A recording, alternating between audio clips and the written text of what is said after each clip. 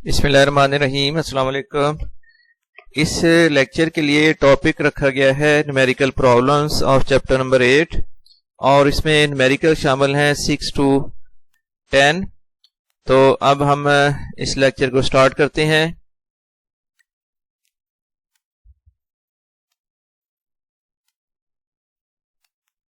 सबसे पहले numerical number 8.6 इसकी स्टेटमेंट हम देखते हैं। अ church organ consist of pipes each open at one end of different length.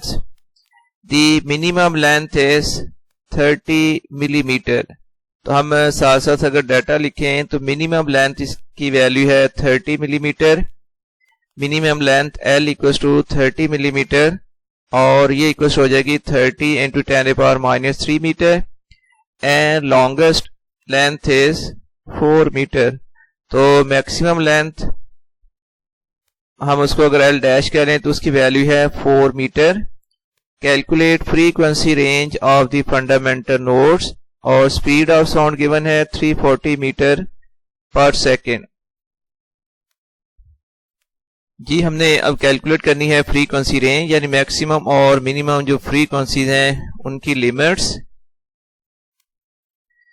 तो ये केस आएगा when pipe is close eight one and. उसके लिए Fn की लिए फार्मूला होता है NV/4L और हमने चूंकि कैलकुलेट करनी है फंडामेंटल नोड्स की फ्रीक्वेंसी तो फंडामेंटल नोड के लिए n की वैल्यू आ जाएगी 1। तो इस तरह F1 इक्वल आ जाएगा V/4L। अब इसमें वैल्यूज पुट करनी है 340/4 इंटू मिनिमम लेंथ की वैल्यू थी 30 मिलीमीटर तो 30 इंटू 10⁻³ और आफ्टर कैलकुलेशन ये वैल्यू बनती है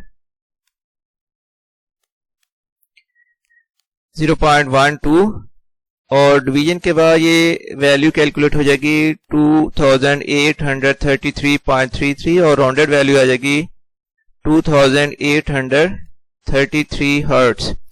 अब हम यूज करेंगे फॉर मिनिमम लेंथ। तो F एंड डैश अगर हम इसको कह लें तो ये फार्मूला बन जाएगा NV/4L डैश। n की वैल्यू 1 पुट की जाएगी फंडामेंटल नोड के लिए तो 1V/4L डैश वैल्यू पुट करनी है 340/4 इंटू 4 तो 340/16 और ये वैल्यू आ जाएगी 21 हर्ट्ज। इसका मतलब है कि मैक्सिमम फ्रीक्वेंसी जो कैलकुलेट हुई है उसकी वैल्यू है 2833 हर्ट्ज और मिनिमम फ्रीक्वेंसी जो आपने कैलकुलेट की है वो है 21 हर्ट्ज। तो फ्रीक्वेंसी रेंज फिर इक्वल हो जाएगी 21 हर्ट्ज टू 2833 हर्ट्ज। ये है इसकी रिक्वायर्ड फ्रीक्वेंसी रेंज।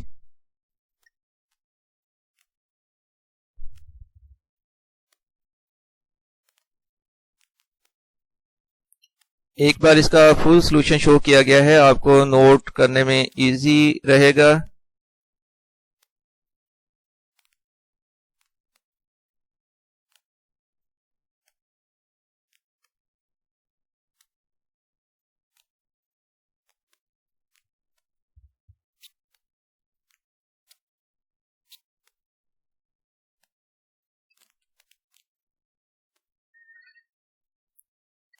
अब न्यूमेरिकल नंबर 8.7 है। Two tuning forks exhibit beats at a beat frequency 3 hertz. Frequency of one fork is 256 hertz. उनमें से एक ट्यूनिंग फोर्क उसकी फ्रीक्वेंसी की वैल्यू गिवन है 256 hertz. Its frequency is then lowered slightly by adding a bit of X to one of its prongs. The two forks then exhibit a beat frequency of 1 Hz। यानी वो tuning fork जिसकी frequency original frequency 256 hertz है, इसके एक prong पर wax लगाने से definitely इसकी फ्रीक्वेंसी कम होनी है। तो फ्रीक्वेंसी कम होने के बाद अब जो बीट फ्रीक्वेंसी है वो 1 हर्ट्ज के इक्वल आ गई है। Determine the frequency of the second tuning fork. तो सेकेंड ट्यूनिंग फोर्क की हमने फ्रीक्वेंसी फाइंड करनी है।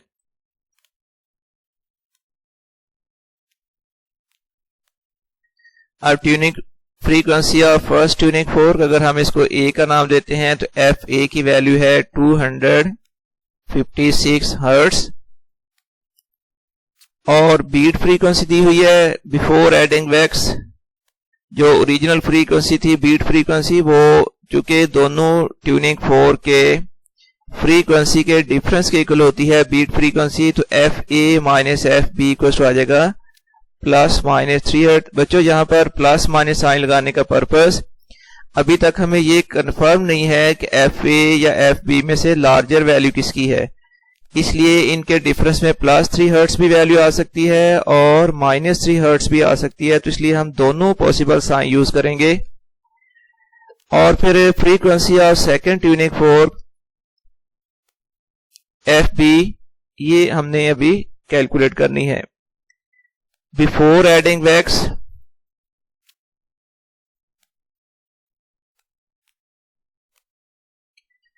F A minus F B equal है +-3 हर्ट्ज। तो एफ बी की वैल्यू आ जाएगी एफ ए +-3 हर्ट्ज। जो possible value of F B हो सकती है वो एफ ए +3 हर्ट्ज हो सकती है या -3 हर्ट्ज, दोनों में से एक वैल्यू होनी है। 256 +3 हर्ट्ज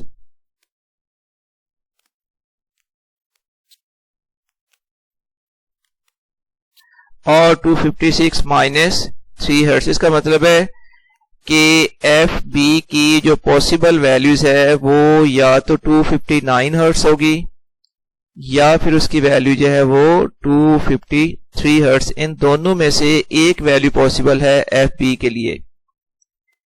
अब आफ्टर एडिंग वैक्स ऐड करने के बाद फ्रीक्वेंसी बीट फ्रीक्वेंसी की वैल्यू हो गई है 1 हर्ट्ज। इसका मतलब है कि अब इन दोनों ट्यूनिंग फोर्क की फ्रीक्वेंसी के दरमियान फ्रीक्वेंसी डिफरेंस है ±1 हर्ट्ज, यानी 1 हर्ट्ज का डिफरेंस है।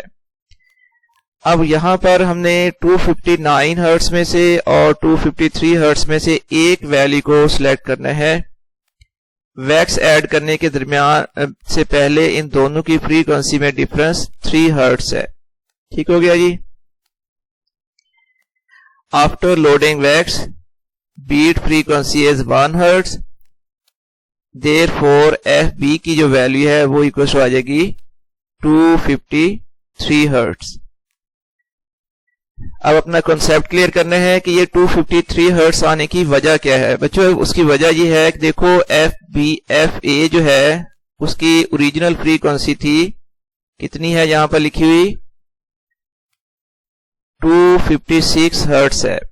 ठीक हो गया जी। इस पर आपने गौर करना है। और वैक्स ऐड करने के बाद ज़ाहिर है इसकी फ्रीक्वेंसी और कम हो जानी थी।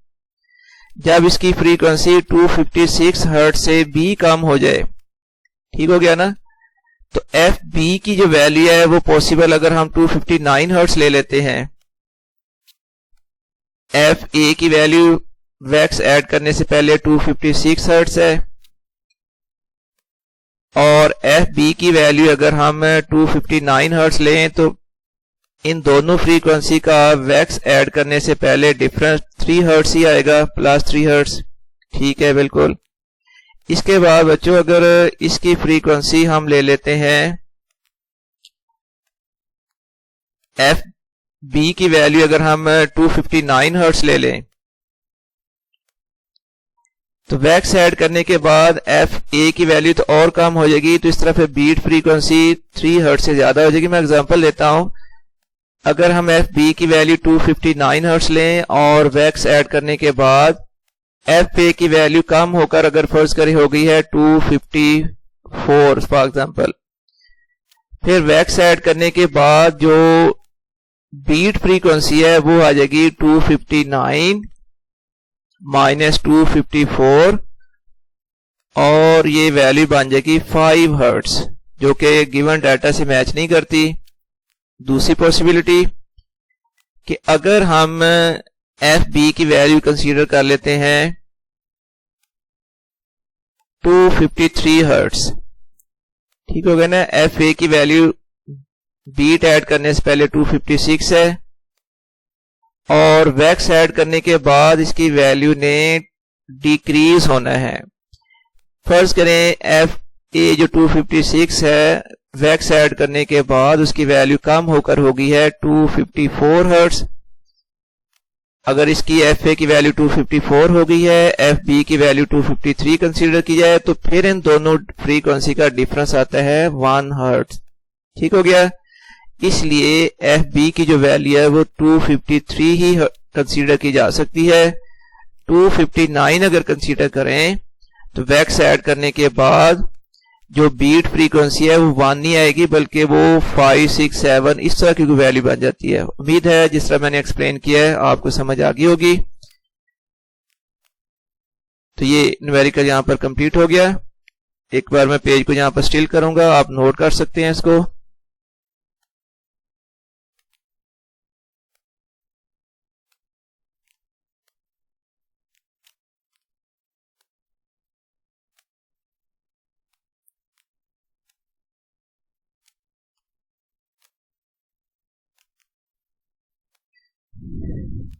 अब numerical number 8, 2 cars P and Q are traveling along a motorway in the same direction. Leading car P travels at a steady speed of 12 metre पर सेकेंड। तो ये कार जो आगे चल रही थी P, उसकी स्पीड की वैल्यू है 12 मीटर पर second. And other car Q travelling at steady speed of कितनी है 20 मीटर पर सेकेंड। तो speed steady speed of car Q जो कि उससे पीछे है P से, उसकी वैल्यू है 20 मीटर पर सेकेंड। और इसी कार Q ने साउंड प्रोड्यूस किया, हॉर्न बजाया है। तो sound its horn to meet a steady note which P's driver estimates has a frequency of 830 hertz. तो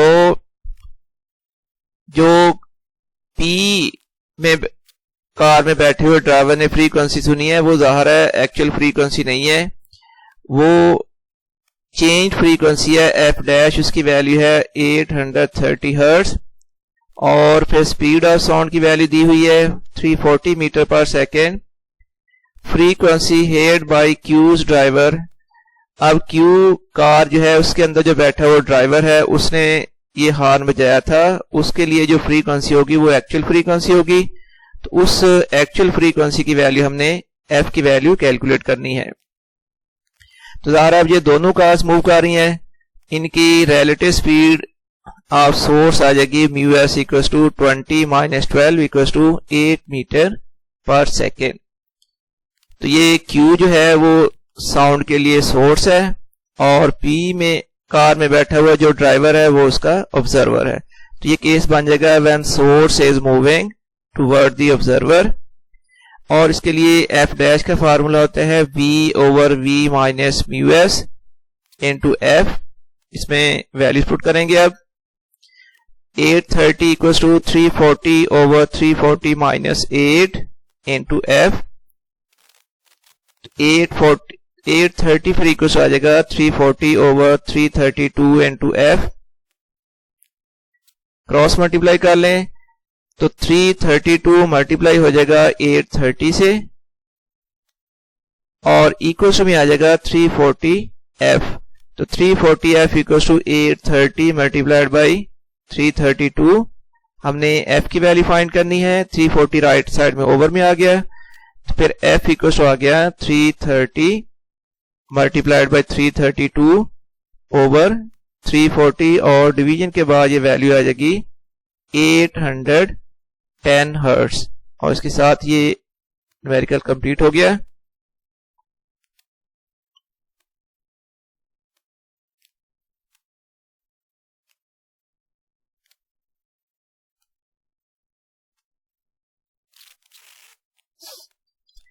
अब न्यूमेरिकल हम सॉल्व करेंगे 8.9। A train sounds its horn before it sets off from the station, and an observer waiting on the platform estimates its frequency 1200 Hz. तो जब observer और source के दरमियान कोई रिलेटिव मोशन नहीं है तो अब जो फ्रीक्वेंसी होगी वो एक्चुअल फ्रीक्वेंसी है और इसकी वैल्यू दी हुई है 1200 Hz. The train then moves off and accelerates steadily 50 seconds after departure. Driver sound the horn again and platform observer estimate frequency of 1140 Hz. तो ये अपेरेंट फ्रीक्वेंसी है f-1140 Hz और स्पीड ऑफ साउंड इसमें फिर दी हुई है 340 metre पर second, time है 50 Hz. तो calculate train speed after 50 Hz, speed of train after 50 second ये फाइंड करनी है, और how far train from the station the train is, यानी ट्रेन का डिस्टेंस ट्रेवल्ड इन 50 सेकेंड, ये चीज हमने अभी कैलकुलेट करनी है.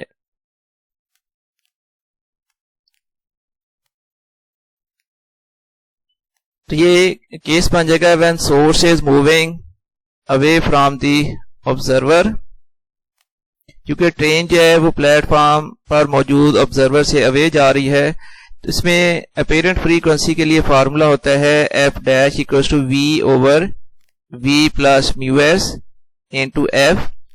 अब वैल्यू पुट की जाएंगी 1140 equals to 340 over 340 plus mu S into 1200. Next फिर आपने स्टेप में ये करना है 340 प्लस म्यू एस को लेफ्ट साइड में ले आए, इधर आके इस क्वांटिटी के साथ मल्टीप्लाई हो जाएगी. ये वैल्यू इक्वल्स टू में आ जाएगा 340 मल्टीप्लाइड बाई 1200. अब ये 1140 के साथ ब्रैकेट की दोनों टर्म्स को अगर मल्टीप्लाई कर लें तो 387600 plus 1140 mu S equals to 408000. Next step में आपने ये वाली टर्म जो है इसको राइट साइड में शिफ्ट कर लेना है, इधर आके ये टर्म माइनस हो जाएगी, और फिर 1140 mu S equals to 20400.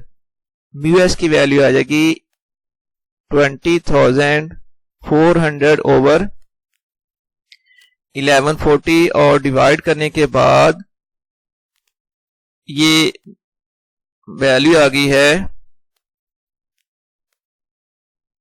17.9 metre पर सेकेंड.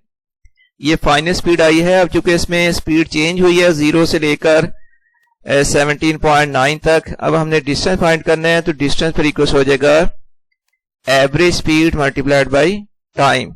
जब किसी केस में स्पीड चेंज हो रही हो तो फिर डिस्टेंस कवर्ड इक्वल होता है average speed multiplied by time, और एवरेज स्पीड के लिए फार्मूला बन जाएगा initial speed, initial velocity plus final velocity over 2. Initial इसकी वेलोसिटी थी 0 क्योंकि इसने 0 से स्टार्ट लिया था ट्रेन ने, तो 0 plus 17.9 over 2 multiplied by time t की वैल्यू है 50. तो ये 17.9 ओवर 2 मल्टीप्लाइड बाई 50 और ये वैल्यू आ जाएगी 8.95 मल्टीप्लाइड बाई 50, और इस तरह ये वैल्यू कैलकुलेट होती है 448 मीटर. एक स्टेप में और यहां पर ऐड कर देता हूं, ये मल्टीप्लिकेशन के बाद वैल्यू आ जाएगी 447.5 और इसकी राउंडेड वैल्यू बन सकती है 448 मीटर.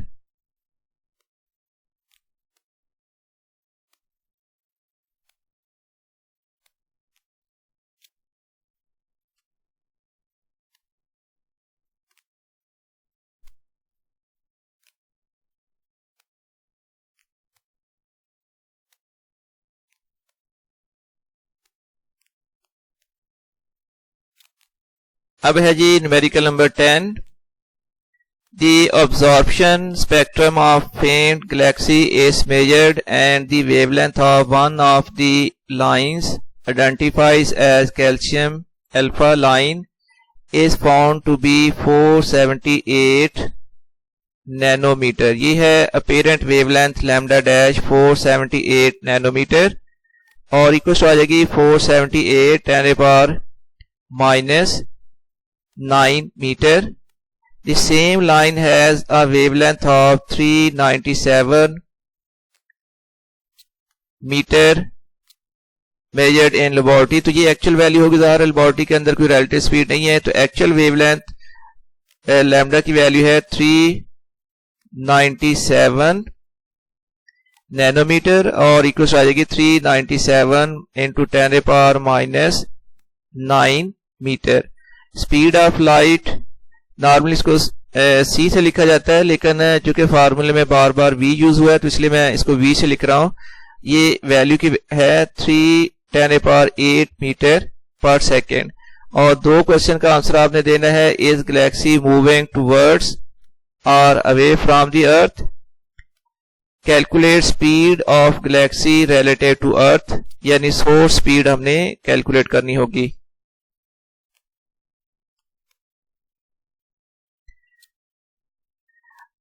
तो सबसे पहले देखिए कि इसमें जो अपेरेंट वेवलेंथ है वो ग्रेटर है एक्चुअल वेवलेंथ है। वेवलेंथ और फ्रीक्वेंसी ये इनवर्स रिलेशन होता है इनके दरमियान। तो अगर अपेरेंट वेवलेंथ लार्जर है तो अपेरेंट फ्रीक्वेंसी की वैल्यू कम हो जाएगी एक्चुअल फ्रीक्वेंसी से। अब अगर apparent frequency less than actual frequency है तो then source is moving away from the observer, ये वाला केस होता है। तो इसका मतलब therefore galaxy is moving away from the observer. और इसी केस के लिए when source is moving away from the observer, ये डॉपलर इफेक्ट के 4 केसेस होते हैं। तो when source is moving away from the observer, इसके लिए अपेरेंट फ्रीक्वेंसी का फार्मूला होता है F dash equal to V over V plus mu S into F. तो अब हमने चूंकि हमें डाटा जो दिया गया है वो वेवलेंथ की फॉर्म में है, तो आप जानते हो v कुछ होता है एफ लैम्डा किसी वेव की फंडामेंटल इक्वेशन। तो फिर फ्रीक्वेंसी कुछ आ जाएगी v ओवर लैम्डा, v तो कांस्टेंट है इसमें, तो f डैश इक्वल आ जाएगा v over lambda dash equal to v over v plus mu S into F की वैल्यू आ जाएगी v ओवर लैम्डा। ये v जो है बोथ साइड पर मल्टीपल है, इसको आप कैंसिल कर लें। Then 1 over lambda dash equal आ जाएगा v over v plus mu S multiplied by lambda. ये सारी टर्म्स को आपने ले जाना है लेफ्ट साइड पर और ये जो लैम्डा डैश है इसको आपने शिफ्ट कर लेना है राइट साइड पर। दूसरा यूं कह लें कि क्रॉस मल्टीप्लिकेशन किया आपने, ये टर्म मल्टीप्लाई होगी 1 के साथ और लैम्डा डैश जाके मल्टीप्लाई हो जाएगा v के साथ, फिर v plus mu S into lambda equal आ जाएगा v लैम्डा डैश। तो v प्लस म्यू एस, ये लैम्डा डैश को आप राइट साइड में ले जाएं, तो v plus mu S equal आ जाएगा v lambda dash over lambda. लेकिन हमने म्यू एस की वैल्यू फाइंड करनी है, तो इसलिए ये जो v है इसको आप राइट साइड में लाके माइनस कर लें। तो फिर म्यू एस की वैल्यू आ जाएगी v lambda dash over lambda minus v। अब जस्ट वैल्यू पुट करनी है, v की वैल्यू है स्पीड ऑफ लाइट 3 इंटू 10⁸ और लैम्डा डैश की वैल्यू है 478 10⁻⁹ ओवर लैम्डा की वैल्यू है 397 10⁻⁹ और माइनस v की वैल्यू आ जाएगी 3 10⁸। यहां से ये सारी कैलकुलेशन फर्स्ट टर्म की कैलकुलेशन बनेगी वो 3.61211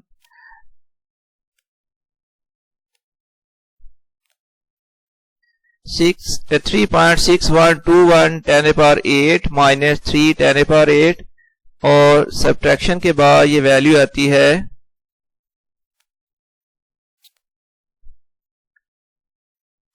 तो ये 3.6121 10⁸ माइनस 3 10⁸ और माइनस करने के बाद ये वैल्यू आ जाएगी 6.12 10⁷ मीटर पर सेकेंड। ये है उस गैलेक्सी की स्पीड 6.12 10⁷ 7 मीटर पर सेकंड। और ये इसके साथ ही ये न्यूमेरिकल कंप्लीट हो गया है।